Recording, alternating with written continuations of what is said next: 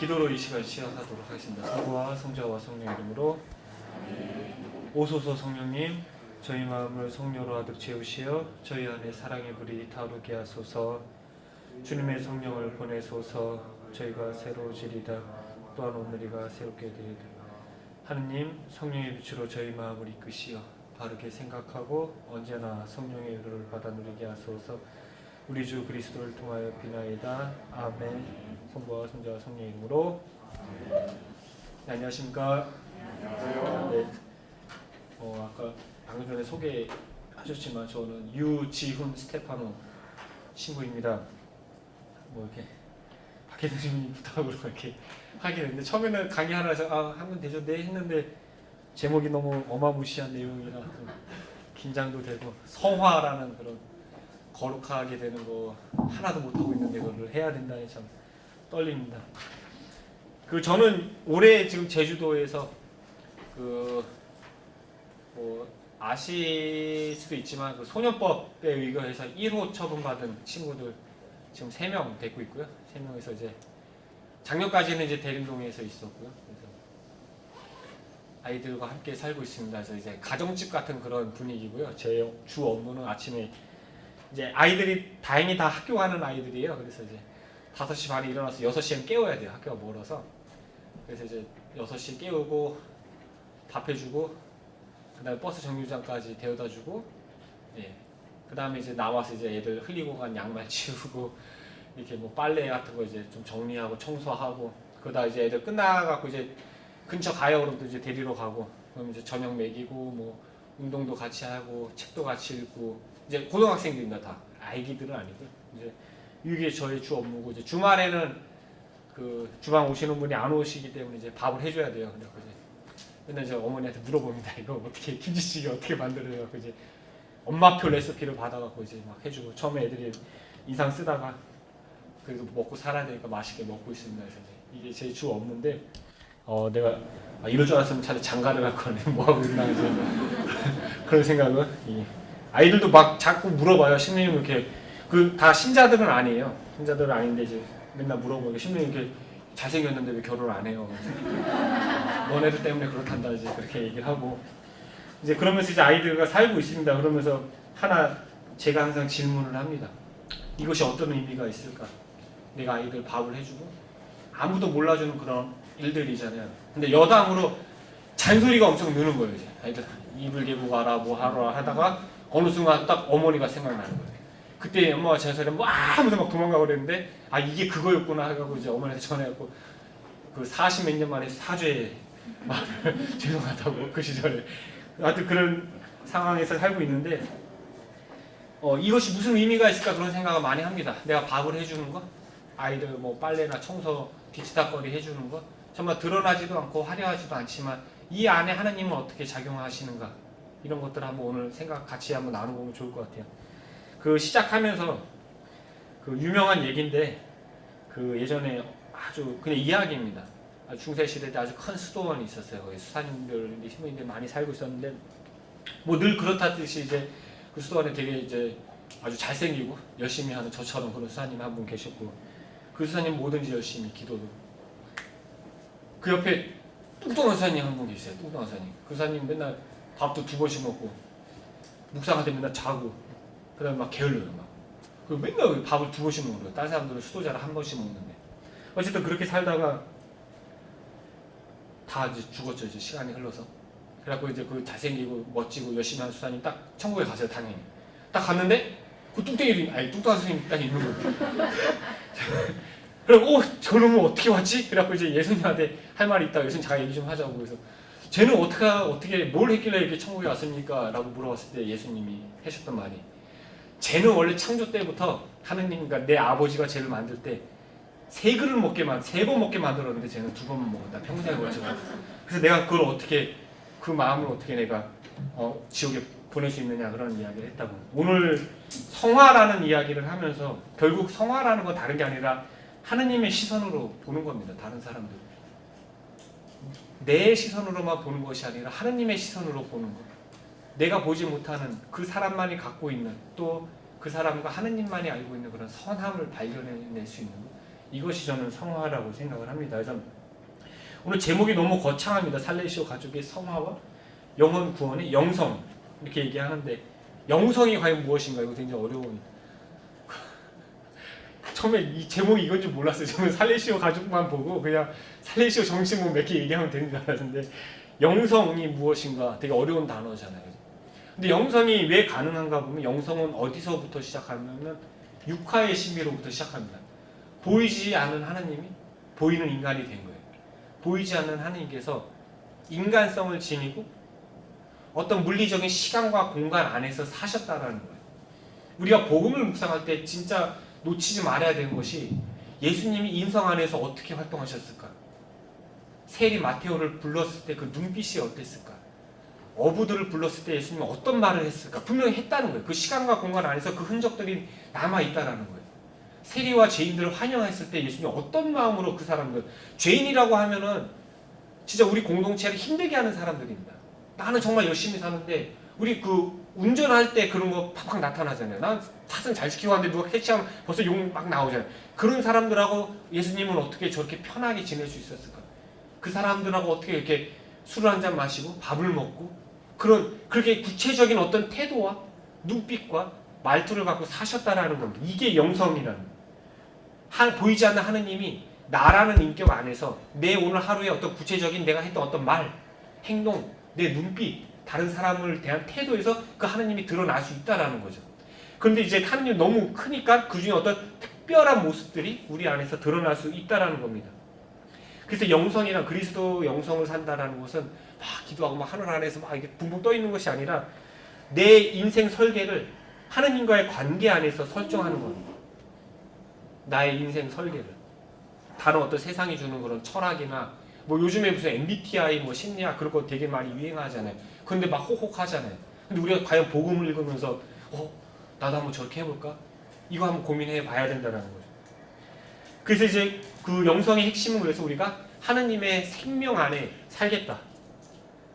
그 생명 자체가 신성한 것이기 때문에 영성이라는 것은 어떤 행위가 아니라 그 생명을 키우는 것.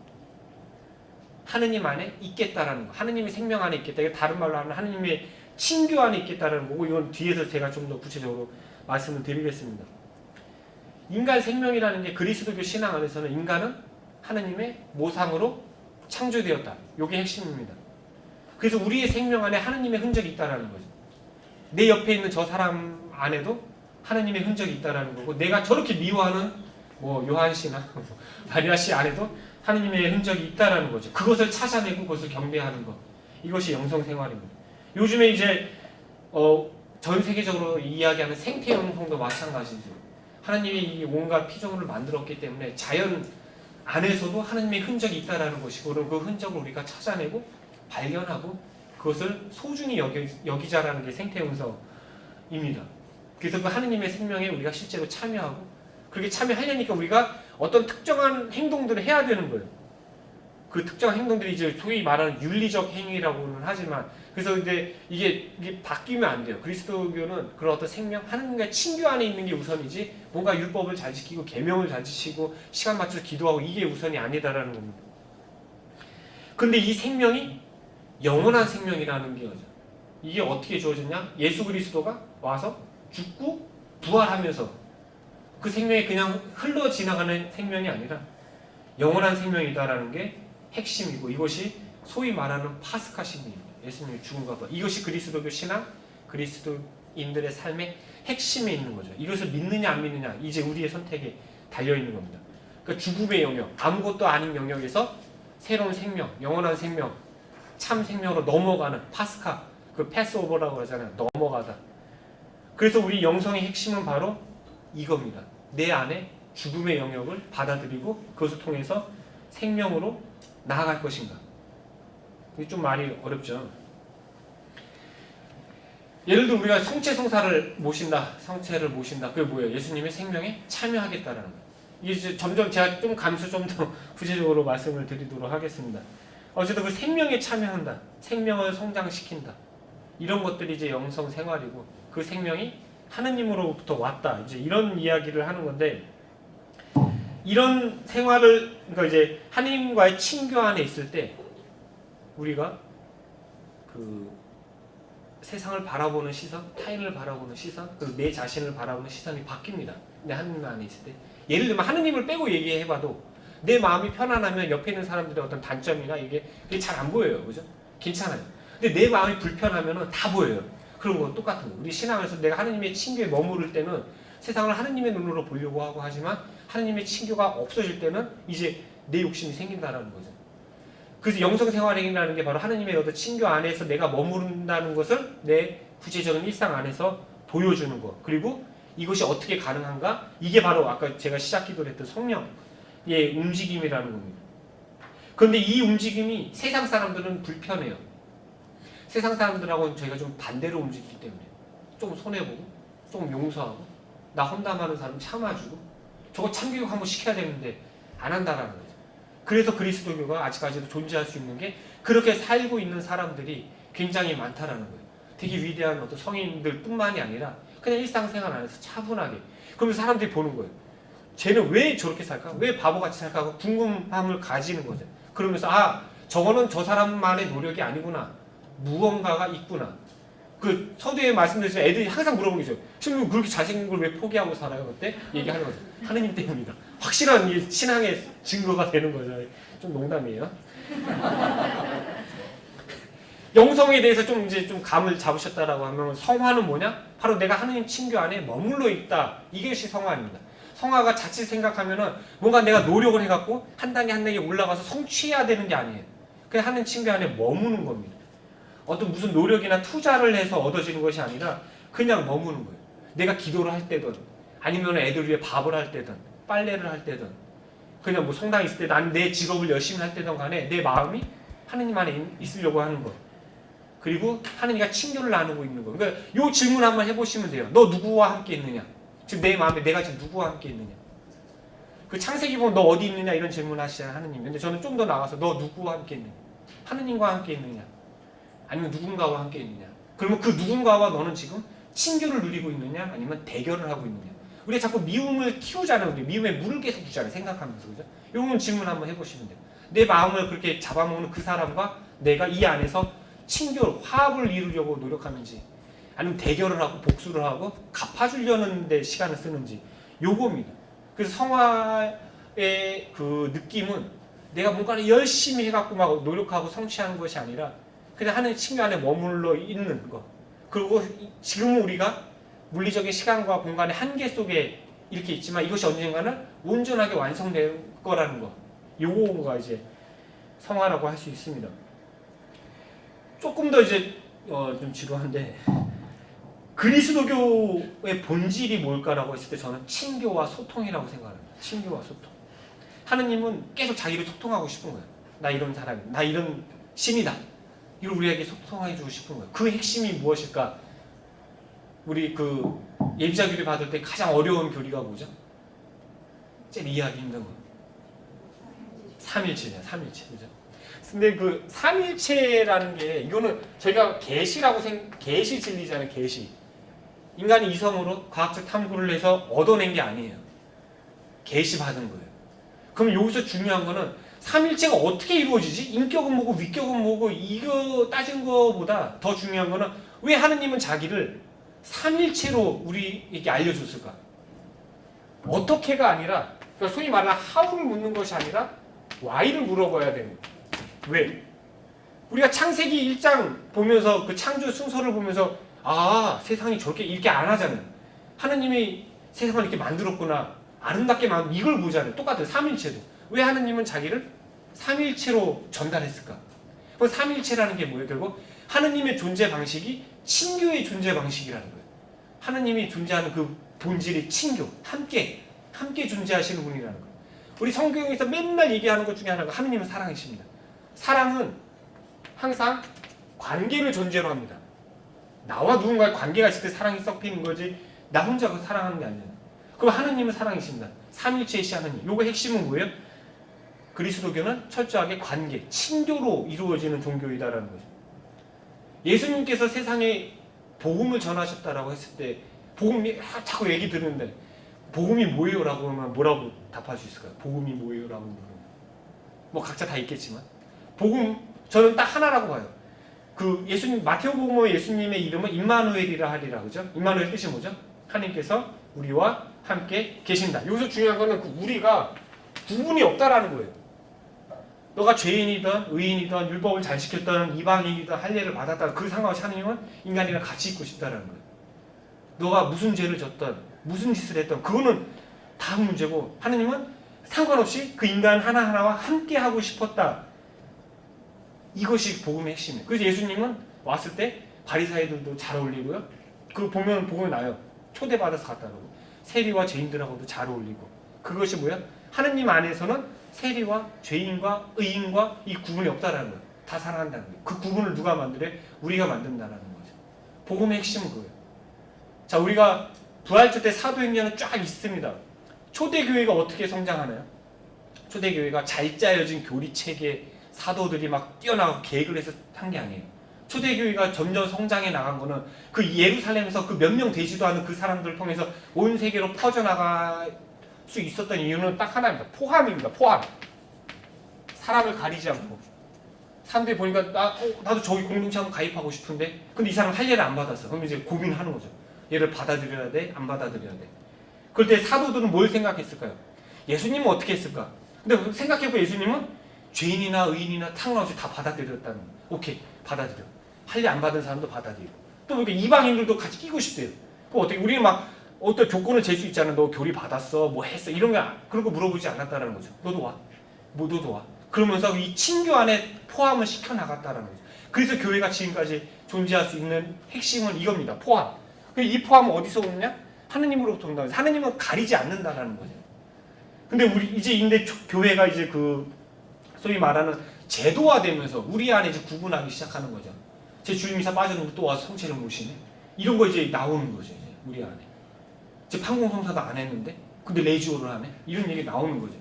지금 현대교회의 가장 슬픈 점이 뭐냐면 사람들이 상담소를 찾아가지 교회를 찾아가지 않습니다. 그죠?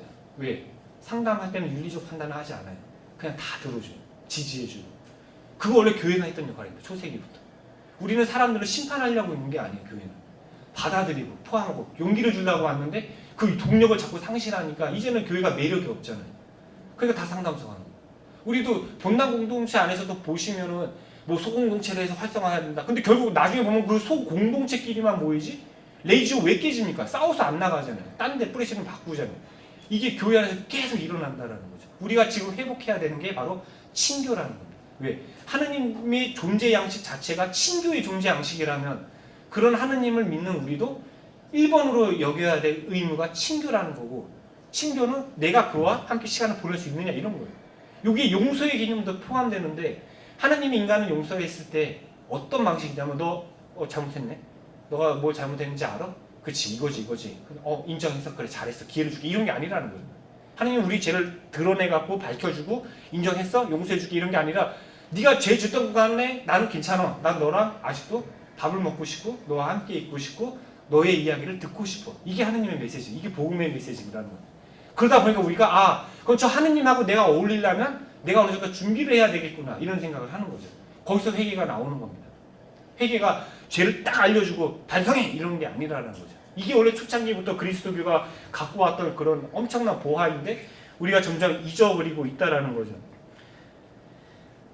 그래서 이제 그 살레시오 우리가 이제 협력자 회니까 살레시오 정신 핵심에 있는 게 바로 이런 사랑이라는 거예요. 젊다는 이유 하나만으로 사랑받게 충분하다. 그거 똑같은 거예요. 너가 무슨 죄를 지었건 뭘 했던 간에 너를 사랑하겠다라는 건데 혹시 살레시오 정신의 그 핵심에 보면 그 정신들을 예방교육이라는 이야기 혹시 들어보셨어요? 예방교육 그죠? 예방교육이 뭔가라고 했을 때 살레시오 저희 회원 핵심에는 이렇게 나와 있습니다. 예방교육은 이 자신을 거저주는 하느님의 사랑을 표현하는 것이다. 그 하느님의 사랑이 어떻게 드러났느냐라고 했을 때 세 가지 사랑을 얘기합니다. 미리 보살피시는 하느님의 사랑, 현존으로 동반하시는 하느님의 사랑, 생명을 주심으로써 우리를 구원하시는 하느님의 사랑입니다. 이걸 좀 더 설명해 보면, 자 창세기 한번 생각해 보세요. 창세기 며칠 걸리죠? 창조할 때? 예? 6일 그죠? 마지막 그 첫째 날 혹시 뭘 창조했는지 기억나세요? 예? 빛이 생겨라 그죠? 빛. 빛과 어둠을 구분하시죠, 그죠? 둘째 날. 읽어본 것 같은데 또 하면 기억이 안 나죠, 그죠? 둘째 날. 그죠? 하늘의 물과 땅 밑에 있는 물, 그죠? 그러니까 하늘과 약간 바다 이런 느낌이죠, 그죠? 셋째 날에는 땅, 그죠? 땅은 땅하고 이제 물로부터 땅을 이제 구분해냅니다, 이제. 그 다음에 식물들도 좀 만들어주셨다고 돼 있고요. 근데 넷째 날은 빈물체, 그죠? 해와 달, 이라는 표현은 정확히 안 쓰지만 빈물체들, 그러니까 결국 해, 달, 별 뭐 이런 애들이겠죠. 그 다음에 다섯 번째 날은 새, 물고기, 뭐 생선들. 여섯째 날은 뭐 길짐승, 뭐 하여튼 온갖 짐승들. 그리고 일곱째 날에는 이제 쉬셨다 그러잖아요, 그죠?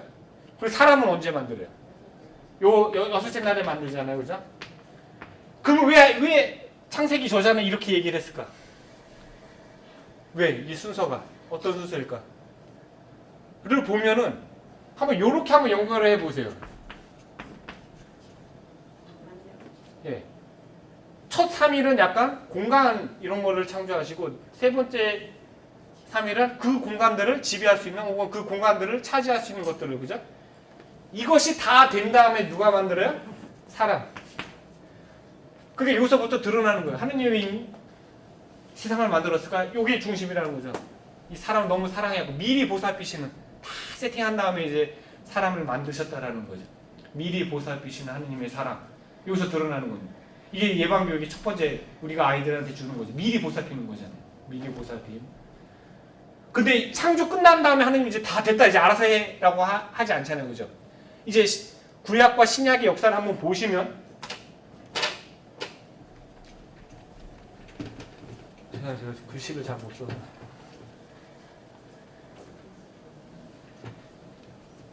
자, 이제 창조 이후에 뭐 이제 아브라함 이야기도 나오고 쭉쭉 나오잖아요, 그죠? 그러다가 획기적인 사건이 하나 있어요. 무슨 사건이냐? 이스라엘의 한 민족으로 구성되는 모세. 무슨 사건이에요? 출애굽. 그래서 출애굽을 해갖고 여기서 뭘 해요? 계약을 맺잖아요, 그죠? 계약. 나는 너의 하느님 될 것이고 너희는 나의 백성이다. 서로 계약을 한 거예요, 계약. 계약서 딱 찍고. 그래서 그때 어린 양의 피로 뭐 그런 게 있잖아요, 계약. 근데 이스라엘이 가나안 땅에 딱 오니까 다른 신들이 더 매력적인 거예요, 막. 그 자꾸 이제 딴짓하는 거예요. 그러니까 이제 자꾸 이스라엘이 다른 민족으로 막 침략도 받고. 그러니까 누굴 보내서 도와줘야 하느님이? 첫 번째는 소위 판관, 뭐 삼손 막 이런 애들. 그래서 판관들이 막 도와주세요. 그래서 하느님께서 보호하는 거예요, 동반하면서 계약을 좀 깨도. 근데 이게 끝날 쯤에 다른 나라를 보니까 다 왕들이 있어요. 완전 세. 근데 우리는 아직도 왕이 없어요. 그래서 왕 세워달라고 막 쫄라요. 그래갖고 이제 왕들이 나오죠, 그죠? 사울 막. 그래서 왕들을 통해서 백성들을 계속 보살펴요. 그래서 왕을 선출할 때는 기름을 붓잖아요, 그죠? 하느님이 선택하셨다. 하느님이 너희를 계속 보호해 주신다. 그런 사인이고. 왕이 있어도 왕이 말을 안 들어 막. 그러니까 이제 누가 와요, 이제? 예언자. 계속 하느님이 현존하고 동반하면서 계속 도와주는 거예요. 계속 도와줘요, 예언자. 그래서 이 예언자들 메시지가 뭐예요? 마음을 다시 돌아와라. 나한테 돌아와라. 괜찮다. 너네가 뭔 짓을 했던 나 다 용서해준다. 돌아와라. 안 하잖아, 그죠? 그러니까 어째요? 계약이 이제 파기된 거예요. 한쪽이 계약을 어긴 거잖아요. 그래서 이제 하느님 무슨 생각해? 이게 파기될 수 없는 계약을 맺어야겠네. 이 마음을 한번 헤아려 보세요. 계약을 파기했으니 너네 잘못을 내가 교정해주고 다시 계약을 맺을게가 아니라, 그러면 파기할 수 없는 영원한 계약을 맺어야겠네. 그래갖고 예수님 오잖아요. 요거. 그럼 여기서 아까 그 세 가지 사랑 이야기한 거, 미리 보살피시는 하느님 사랑, 현존하고 동반하시는 사랑, 그 다음에 자기의 생명을 주심으로써 구원하시는 하느님의 사랑. 이것이 그 예방교육 정신의 핵심에 있는 거라는 거예요. 이 사랑을 나의 인격 안에서 어떻게 실천할 것인가. 요걸 한번 고민해 보시면, 일단 뭐 나눔 같은 거 할 때 한번 그런 걸 한번 생각해 보세요. 이렇게 듣는 거하고 실제 내 삶 안에서 미리 보살피고 현존하고 동반하고 자신을 내어주면서 희생하면서 구원하는 사람. 이게 예를 들어 살리시안들이 이게 아이들과 살면서 끊임없이 이거 고민하는 거예요. 아이들 살면서 얘한테 필요한 것이 무엇일까? 정말 얘의 생명의 성장을 위해서 무엇이 도움이 될까? 그것을 알려면 어떻게 해야 돼요? 아이들과 시간을 보내야 됩니다. 무의미해 보이는 시간들. 왜 엄마가 왜 자식을 그렇게 잘 알아요? 다 봤잖아요. 다 똑같은 거예요. 그러니까 우리가 어떤 막 멋진 공부도 하고 싶고 막 하고 싶지만 대부분의 살리시오 신부님들은 그렇게 안 살고 아이들과 시간을 보낸다는 거죠. 같이 운동하고 같이 게임하고 같이 텔레비전 뭐 뒹굴뒹굴 하면서 그냥 단순히 몸만 있는 것이 아니라 동반하면서 보는 거예요. 얘한테 가장 뭐가 중요할까? 근데 그것을 하려면 우리를 희생해야 돼요. 엄마 같은 그런 거죠. 모든 세상의 모든 인간들은 다 엄마의 생명을 먹고 큰 거잖아요. 그런 것들. 자, 그렇기 때문에 아까 제가 얘기했던 그 파스카 신비 다시 이야기하면은 이 안에 그 파스카 신비가 들어있다라는 거죠. 무에서 유를 창조하신 하나님께서 죽음으로부터 생명을 창조하셨다는 거예요. 그래서 나도 이것을 믿고 이 신비를 내가 일상 안에서 살아가겠다. 이것이 그리스도 신앙의 핵심입니다. 결국 파스카 신비를 보려면 내가 아니라 하느님이 내 삶 안에서 개입하도록 나를 비워내는 과정이에요.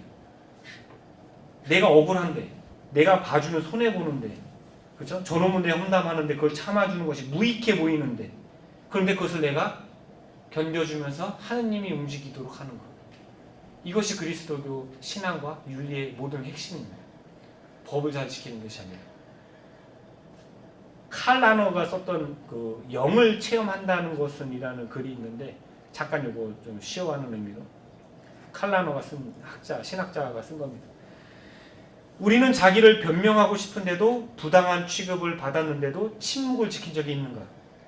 우리는 아무런 보상을 못 받고 남들은 오히려 나의 침묵을 당연한 것으로 여겼는데도 남을 용서해 준 적이 있는가?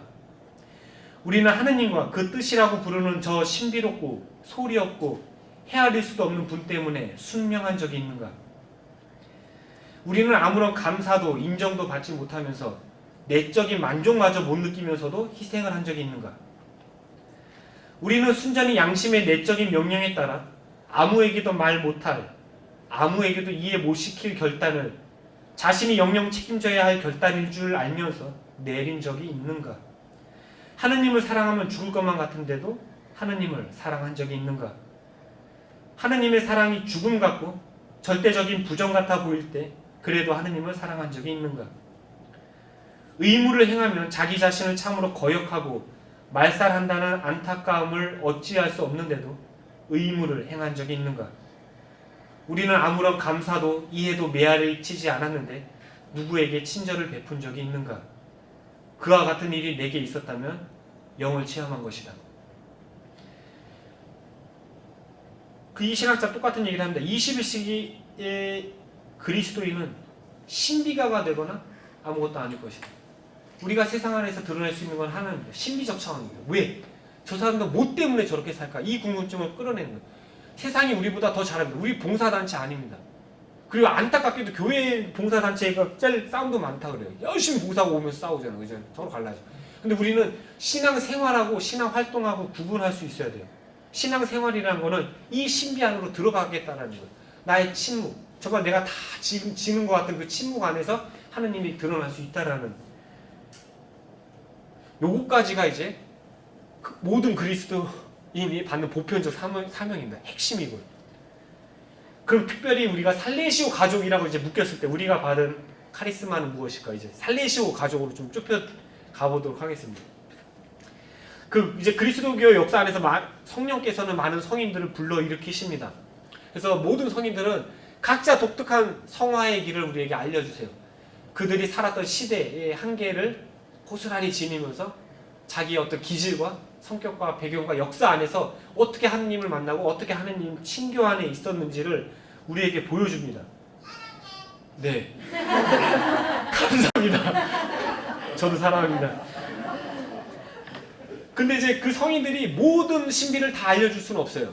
어느 한 측면만을 알려줍니다. 그리고 그 시대가 필요한 것들을. 이것이 소위 말하는 카리스마입니다. 그 수도의 카리스마. 똑같은 성령께서 돈보스코를 통해 세상 안에 거대한 가족을 형성하시길 바랬습니다. 돈보스코를 통해서. 청소년들을 위해 무언가를 하기를 바랬고요. 그리고 돈보스코가 살았던 영성이 어렵지 않기 때문에 일상 안에서도 할 수 있다. 이런 것들을 이제 생각하시면서 성령께서 돈보스코라는 한 사람을 통해서 거대한 살레시오 가족을 형성하시기를 원하셨습니다. 자, 그러면 돈보스코가 받은 카리스마가 무엇일까? 돈보스코가 받았던 카리스마.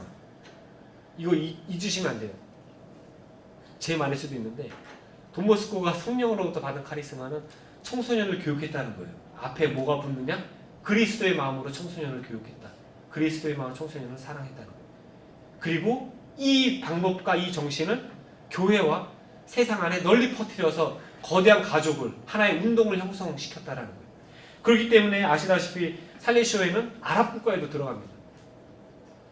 그리스도교적인 분위기가 아닌 나라에도 들어갑니다. 왜? 그 정신, 그리스도의 마음이 전달되기 때문에 사람들이 돈보스코의 아들들을 환영하는 겁니다. 근데 보니까 돈보스코 처음에는 이제 청소년들을 그리스도의 마음으로 교육을 했어요. 딱 보니까 소녀들이 있네. 근데 그건 남자들이 할 수 없잖아요. 어떡하지? 딱 생각했는데 보니까 마자렐로께서 이미 하고 계신 거예요. 잘 됐다. 소녀들은 당신께서 하십시오. 또 하는데 이게 너무 좋은데 보니까 어떤 사람들은 이걸 담고 싶은데 이미 결혼을 했어. 이미 직업이 있어. 아, 그거 어떻게 할까? 협력자. 이런 식으로 이 정신은 그대로지만 자기가 처한 상황과 배경 안에서 이걸 실천할 수 있도록 하다 보니까 이런 거대한 가족이 형성되고 심지어는 그리스도교 신자가 아닌 자들까지도 이 운동에 참여할 수 있게 된다는 거죠. 그 핵심에 있는 게 이거예요. 이게 솔직히 오늘 제가 말씀드리고 싶은 건데 성화, 구원의 영성할 때 가장 중요한 거는 그리스도의 마음으로 누군가를 대하는 거예요. 그 한 사람을 대하는 태도입니다. 단순히 예수를 믿으세요 이런 게 아니라 제가 실은 한국에 오기 전에 파푸아뉴기니라는 나라에 좀 선교사로 있었습니다. 아라이밀이라는 곳에 이제 살 때였는데요. 이제 정글이었고 전기, 수도 이런 거 없는 곳입니다. 그리고 학생은 300명, 기숙생 300명인데 통학을 할 수가 없어요. 왜냐하면 차도 없고 집에 가려면 걸어서 10일 걸려요. 그러면 통학을 하면 그죠? 10일 있다가 한 20일 있다가 이렇게 한 번씩 와야 되잖아요. 저는 기숙사입니다. 교실도 변변치도 않고 그 다음에 가장 이제 부족한 게 물 같은 거예요. 수도 시설이 없으니까. 근데 땅을 파면은 그게 바닷가라 짠물이 나옵니다. 그래서 빨래밖에 못해요. 이제 맨날 물탱크 최대한 확보해갖고 비 올 때 받아놔야 되고. 그 다음에 이제 교실도 없고, 그 다음에 전기도 없어갖고 이제 태양열. 그래서 이제 제가 이제 그때 이제 좀 그런 프로젝트를 내려고 이제 그걸 이제 준비를 하고 있었어요. 그리고 제가 학교에서 수업이 일주일에 18시간 수업을 하고 있었습니다. 근데 이제 거기서는 이제 양호교사가 따로 없기 때문에 이제 소위 성무감이라고 하는 역할이 상담, 양호, 그 다음에 교리교육 이렇게 같이 합니다. 그래서 제가 이제 뒤에 사무실에 의약품도 많이 갖다 놓고 아이들이 이제 많이 다쳐요. 맨발로 다니니까 상처가 많이 나고 그래서 이제 치료해주고 하는데 이게 한두 명 치료해주면은 걷잡을 수가 없어요. 그래서 제가 치료 시간을 딱 정했어요. 저녁 8시부터 9시까지만 진료합니다. 딱 이제. 그런데 이제 수업이 끝나고 저는 이제 빨리 와서 이제 프로젝트를 만들어야지 하고 왔는데 어떤 꼬맹이가 하면 학생이 하나 쪼르륵 딱 들어오는 거예요. 근데 자기 어디 아프대요. 이렇게 머리가 아프대나? 그래서 내가 미안한데 지금 진료 시간이니까 이따 왔다 그랬어요. 그리고 이제 저는 이제 그 물탱크나 교실 지을 거를 이제 하고. 근데 저녁이 됐는데 갑자기 그 생각이 난 거예요. 근데 그 아이가 안 왔어요. 그래갖고 이제 제가 이제 자기 전에 그게 너무 마음이 좀 걸려갖고 이렇게 좀 성찰을 해봤는데 이렇게 다시 이제 회상을 해본 거죠. 내가 제 사무실에 들어오자마자 얘가 딱 들어왔다는 거는 나를 기다렸다는 거예요. 기다렸을 텐데 내가 저걸 거부했구나 딱 생각이 드는 거예요. 그러면서 제가 생각한 게 내가 선교사 뭐 하러 왔는가? 내가 건물지로 왔는가? 그죠? 돈 벌러 왔는가? 그게 아니잖아요.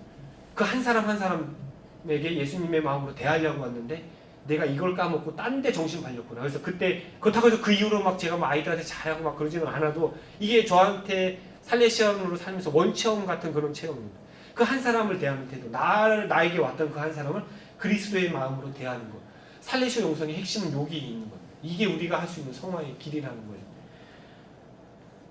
그래서 살레시오 정신으로 산다 이 자체가 선교적입니다. 단순히 예수님 믿으세요가 아니라 우리가 이 마음으로 사람들을 대하기 때문에 일단 우리 스스로가 예수님처럼 변해간다는 거죠. 예수 성심 성화를 지금 하고 있잖아요. 그죠? 예수 성심 공경의 핵심은 뭐예요? 막 성심이 우리의 죄 때문에 막 피를 흘리고 이거 잔인하잖아요. 그죠? 성심의 핵심은 그거예요. 예수님이 우리 인간을 어떻게 대하셨는가? 구분 없이. 의인과 죄인 구분 없이. 뭐 아무런 조건 하지 않고 그냥 다 환영했다라는 거예요. 그 사람들을 다 긍정해 줬다는 거예요. 이 사람이 살아왔던 흔적, 실수도 많고 실패도 많았지만 그래도 여태까지 그렇게 살아왔던 것을 다 품어줬다는 거예요. 이것이 살레시안들이 해야 되는 거고, 돈보스코가 이 마음으로 아이들을 교육하면서 자기 스스로가 그리스도의 마음을 갖게 됐다는 거죠. 그러니까 우리의 영성은 성화가 동시에 나와 다른 나를 만나는 사람들을 구원할 수 있는 구원의 영성이 되는 겁니다. 돈보스코가 무슨 꿈을 꿨을까 생각해보면, 그 당시 토리노의 버림받은 청소년들을 보면서 얘네들을 누군가가 혼내지 말고, 혼내고 막 너네 이렇게 사고 쳐서 죄를 졌어, 요즘에 막 촉법소년 논쟁 많은데 뭐 어떤 법적인 건 필요할 수도 있겠죠. 하지만 그것보다 그리스도의 마음으로 얘네를 대할 수 있으면 얼마나 좋을까. 그럼 단순히 교육의 차원이 아니라 내 스스로도 예수님처럼 닮아갈 거고, 이런 사람들이 많아지면은 이렇게 하느님의 친교 속에 우리가 살 수 있겠고, 세상이 참 좋아지겠구나. 하느님의 나라가 이 세상에 확장되겠구나. 구원받는 사람이 많아지겠구나. 그래서 나와 내가 오늘 만났던 저 버림받은 청소년들이 여기서도 행복할 수 있고 죽어서도 하늘나라에서 같이 만날 수 있겠구나. 이게 우리가 얘기하는 착한 신자, 정직한 시민이죠. 이것을 온 세상에 알려주면 참 좋겠다. 그래서 우리가 주님의 기도, 아버지의 뜻이 하늘에서와 같이 땅에서도 이루어주세요. 아, 이게 진짜 이루어지겠구나. 이런 꿈을 꾸지 않았을까. 그래서 우리가 지금 이 자리에 있는 것도 그 꿈에 함께 하기 위한 거잖아요. 내가 오늘 하루 한 명 만난 그 사람에게 그리스도의 마음으로 대할 수 있다는, 이것이 퍼져나간다는 거죠. 한 아이가 살리시오 집에 들어왔을 때 가장 중요한 게 뭐냐면요, 가족 정신입니다. 환대입니다. 그리고 이 아이를 교육하는 사람들이 부모의 마음으로 한 마음이 돼서 그 아이를 보살필 때 아이가 성장합니다. 마찬가지로 지금 현대 인간의 생명이 파괴되지 않고 점점 좋은 길로 성장하려면 그 생명을 보살펴줄 수 있는 거대한 가족이 있으면 참 좋겠다는 거죠. 이것이 저는 살레시오 가족의 핵심이라고 생각을 합니다. 그렇다면 살레시오 가족 영성의 핵심은 무엇인가? 제가 계속 강조했죠. 그리스도의 마음으로 내 옆에 있는 사람을 대하는 것. 내가 수도자이건 협력자이건 봉사자이건 신분과 역할에 관계없이. 그렇기 때문에 우리가 비록 현대 사회에서 살레시오 수도회가 하는 모든 사업들에서 하느님을, 예수님을, 돈보스코를 말하기가 어렵습니다. 그러나 그 한 사람 한 사람을 그리스도의 마음으로 대하는 것은 할 수 있다는 거죠. 어떤 상황에서도 우리는 복음화를 할 수 있다는 겁니다. 제가 뭐 이렇게 자랑처럼 얘기하는 건 아니지만 이제 한 명 세례를 줬어요. 거기 와서 꼬셔갖고 이제 나머지 세 명 이렇게 보더니 이렇게 하는 거예요. 그래서 제가 어저께 또 이제 같이 이제 아이스크림 하나 사주면서 이제 너는 예비자 교리 한번 해볼래? 몇 번 물어봤어요. 근데 고민 중이에요. 그래서 내가 예비자 교리를 한다고 꼭 세례를 받아야 되는 건 아니다. 너네 옷 살 때 어떻게 사냐? 입어보고 사지. 마음에 들면 사지. 똑같은 거 한번 들어보고 그 다음에 마음에 들면 하고 안 해도 된다 이제. 근데 저는 뭐예요? 얘를 세례를 받게 하겠다가 아니라 내가 여태까지 멋진 외모도 포기하고 모든 것을 바치고 살게끔 만들어줬던 그 신앙, 이것이 너무 기쁘면 그거 알려주고 싶은 거예요. 그건 얘네가 교리만 듣는다 해도 저는 되게 좋은 거예요. 그러면서 제가 겪었던 하느님, 내가 왜 이렇게 사는지에 대해서 알려주는 것만 해도 당장 지금 세례 안 줘도 되거든요. 그러면서 저는 충분히 우리가 어떤 상황이라도 복음화가 될 거라고 하고, 요 초대까지 가기는 힘들었어요. 전략적으로 가야 되는 거야. 그러면서 저 자신을 계속 아이들에게 매력적으로 보여줘야 된다는 거야. 그냥도 되지만 더 마음으로.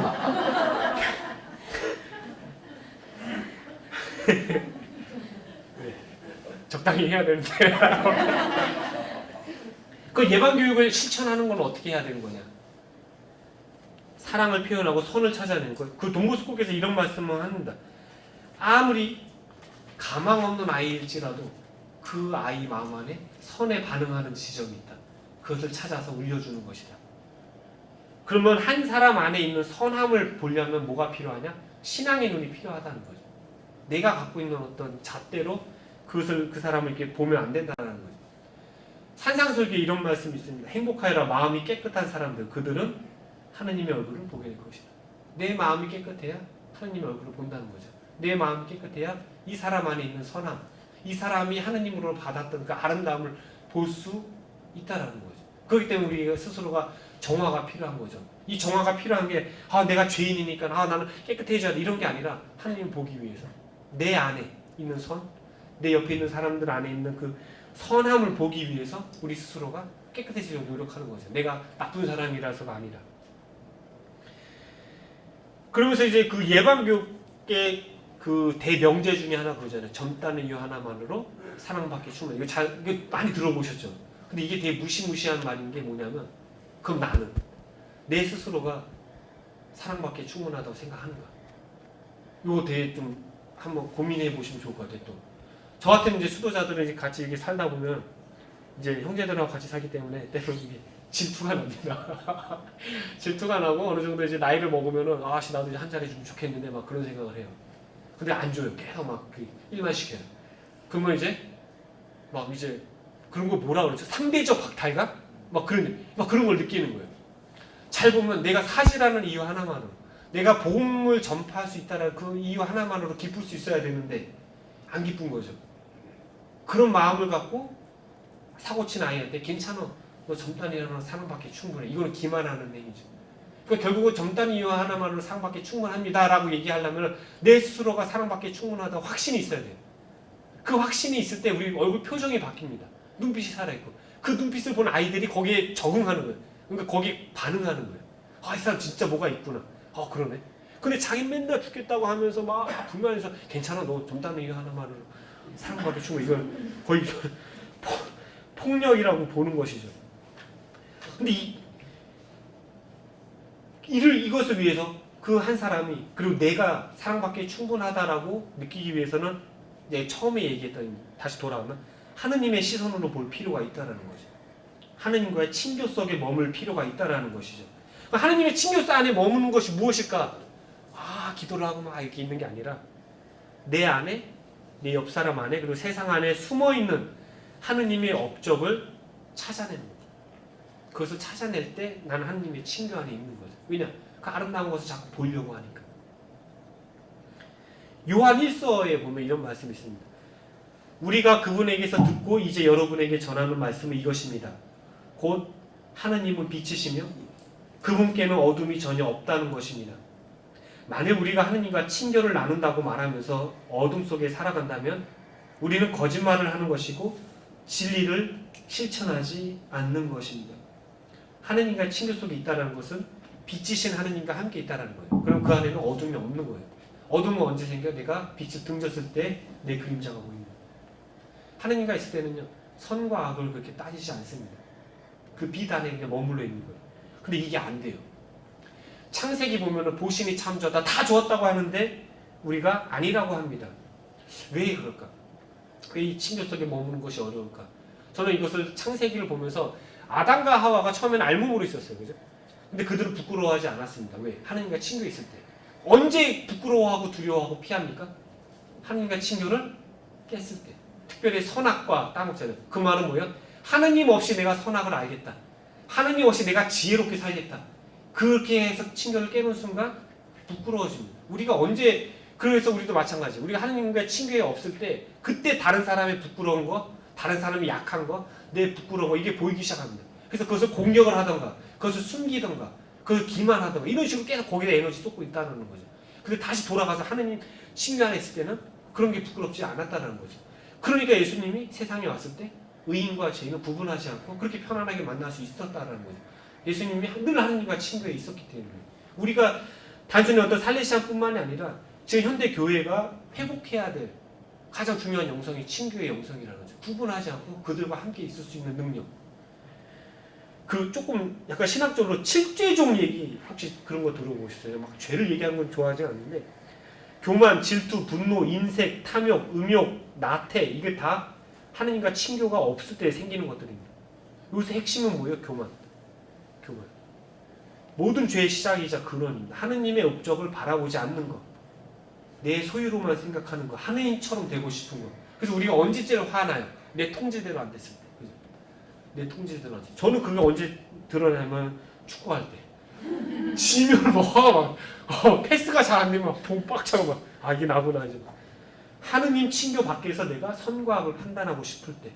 그래서 우리가 어떻게 나 쟤 알아 이런 얘기 많이 하잖아요. 그거 되게 무서운 말일 수도 있다는 거예요. 하느님 안에 있지 않을 때. 이 교만이 이제 질투를 불러일으키죠. 누가 잘하면 그것을 하느님의 업적을 찾아내야 되는데 이렇게 나가는 거예요. 하나님의 업적을 인정하지 않는 거죠. 저게 뭐야? 난 더 잘할 수 있는데 이런 것들. 분노. 내 통제대로 안 됐을 때 나오는 외적인 분노 혹은 내적인 분노들. 이것도 뭐야? 내가 하나님과 친구가 없으니까 다 막 짜증나는 거야. 내 마음대로 하고 싶은데. 인색함. 내 교만과 질투를 내가 받았던 것에 대해서 감사하는 태도가 없는 거죠. 그게 인색해진 거예요. 내가 내 스스로가 감사하지 못하고 내 스스로가 그렇게 생각을 안 하니까 인색한 남한테 줄 여유가 없는 거예요. 남한테 줄 여유가. 탐욕. 그러니까 어떻게 해요?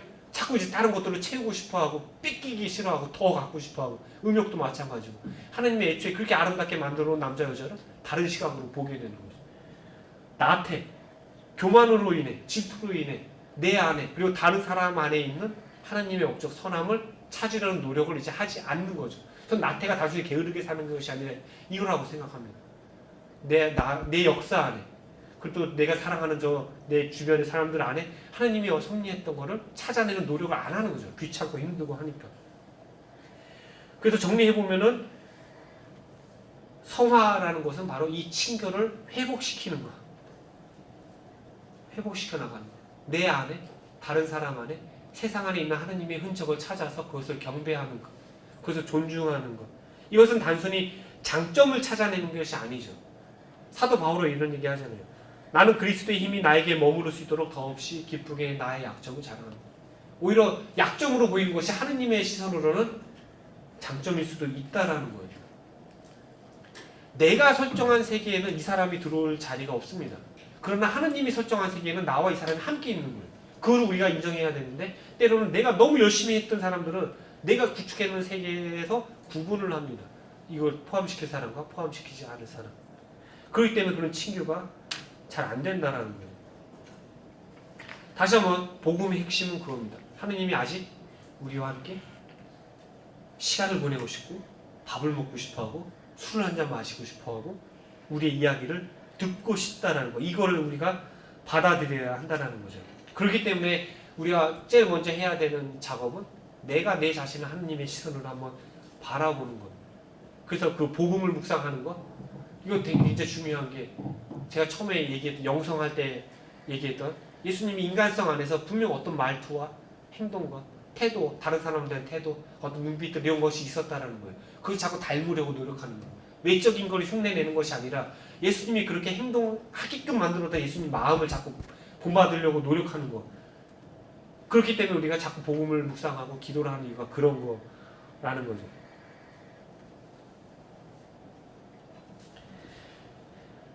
우리가 잊지 말아야 되는 거는 이겁니다. 죄인들이 결코 낭만적이지는 않습니다. 우리가 아이들과 막 제가 이렇게 얘기하니까 막 행복해 보일 것 같지 아닙니다. 우리 그 민감한 얘기일 수도 있지만 우리 대림동 퇴소한 아이들 중에 한두 명이 우리를 막 고소하고 이런 사건이 일어납니다. 이런 거 볼 때마다 마음이 쓰라리죠. 저는 아직도 그 아이와 함께 찍었던 사진들, 편지들 다 갖고 있는데 그렇게 얘기하고 우리를 난처하게 만들죠. 이런 상황도 충분히 겪게 됩니다. 뭐 이렇게 큰일이 아니더라도 내 주변에서 나에게 있어서 죄인들이 있습니다. 내가 설정한 세계에서 내가 만들어낸 세계를 자꾸 파괴하는, 나를 귀찮게 하는 그 죄인들이 있습니다. 그 죄인들과 나 함께 시간을 보낼 수 있는가? 이런 현실적인 질문들을 해봐야 되죠. 그렇기 때문에 예수님의 말씀을 따른다는 거는 그냥 되는 거 거의 하나도 없어요. 원수를 사랑하라 이거 안 됩니다. 아시잖아요. 그죠? 너희는 뭐 악인에게나 선인에게나 당신의 해가 떠오르게 하시고 막 그러니 그건 안 되는 겁니다. 예수님의 말씀은 우리가 노력을 해갖고 윤리적으로 성취할 수 있는 그런 게 아니라 시작부터 하느님의 은총 없이는 해결이 안 된다라는 거죠. 그러니까 우리가 그렇기 때문에 기도를 하고 이런 모임을 갖고 하는 것이라고 생각합니다. 그래서 결론으로 하나 드리고 싶은 거는 이제 시간 다 됐죠. 먼저 하느님의 나라와 그분의 의로움을 찾아라. 먼저 하느님의 나라와 그분의 의로움을 찾아라. 하느님의 나라 바꿔 얘기하면 하느님과 친교입니다. 먼저 내가 하느님의 친교 안에 있는 거. 근데 하느님의 의로움은 뭘까? 하느님은 우리를 다 의롭게 보신다는 거예요. 근데 그것의 의로움을 내가 살아왔던 잣대로 쟤는 의롭지 않아. 쟤는 죄인이야. 라고 구분하는 거죠. 그래서 우리가 그리고 특별히 살레시오 가족의 어떤 성화와 영혼 구원의 영성에 있을 때 바로 이것을 다시 회복시키는 거. 내가 하느님 안에 친교 안에 있고 그리스도의 마음으로 다른 사람을 대하면서 내 스스로가 성화되어 나가면서 그것이 나만의 전유물이 아니라 나를 만나는 사람들에게 유익이 되는 것. 이것이 바로 구원이고, 그 다음에 이것이 영성이라는 것은 이것을 통해서 나의 어떤 일상의 삶 안에서 이것들이 나의 어떤 구체적인 어떤 행위들을 통해서 하느님이 점점 세상에 드러난다라는 거. 이런 것들을 한번 묵상해 보시면 좋겠습니다. 그래서 뭐 나눈 주제 얘기하셨는데, 내가 닮고 싶은 그리스도의 마음 혹은 그리스도의 모습은 무엇인가? 저는 그거예요. 그 5천 명을 먹이실 때 그 제자들이 이제 다 일하고 막 피곤해 쩔은 상태예요. 근데 또 사람들이 달려드니까 또 예수님이 또 얘기해 주시는 거예요. 보통 저는 막 피곤해 쩔으면 애들 오면 가. 그러거든요. 가라. 나도 쉬자. 근데 그 마음. 그 나에게 다가오는 사람을 거절하지 않는, 저는 그걸 정말 배우고 싶어요. 예를 들어 이런 거. 두 번째입니다. 나에게 있어서 죄인은 누구인가? 그리고 그를 죄인으로 여기는 나의 기준은 무엇인가? 저한테 있어서 죄인은 명확합니다. 내 통제를 따르지 않는 것들. 감히 나의 이 멋진 계획과 이 완벽한 계획을 반대를 해? 너는 아웃이야. 이렇게 되는 거죠. 그 다음에 세 번째, 내가 생각하는 복음의 핵심은 무엇인가? 저는 아까 말씀드린 대로 제가 생각하는 복음의 핵심은 딱 하나예요. 너와 함께 하고 싶어하는 하느님의 그 마음, 우리를 구분하지 않고. 이 세 가지를 한번 주제를 내가 처한 상황 안에서 한번 구체적으로 한번 나눠볼 수 있으면 어떨까 생각합니다. 그 강의를 잘 들어주셨으면 구독과 좋아요는 절대 하지 마시고, 없습니다. 저는 그런 거 없고요. 예, 이건 저는 1년에 한 번만 하는 거기 때문에. 네. 혹시 질문 있으실까요? 제 나이 그런 거 말고. 질문이 없는 것 같습니다. 감사합니다. 자, 그러면은 기도로서 이 시간 마치도록 하겠습니다. 성부와 성자와 성령의 이름으로 영광이 성부와 성자와 성령께 그리스도의 내 도우미신 마리아님, 성부와 성자와 성령의 이름으로 감사합니다.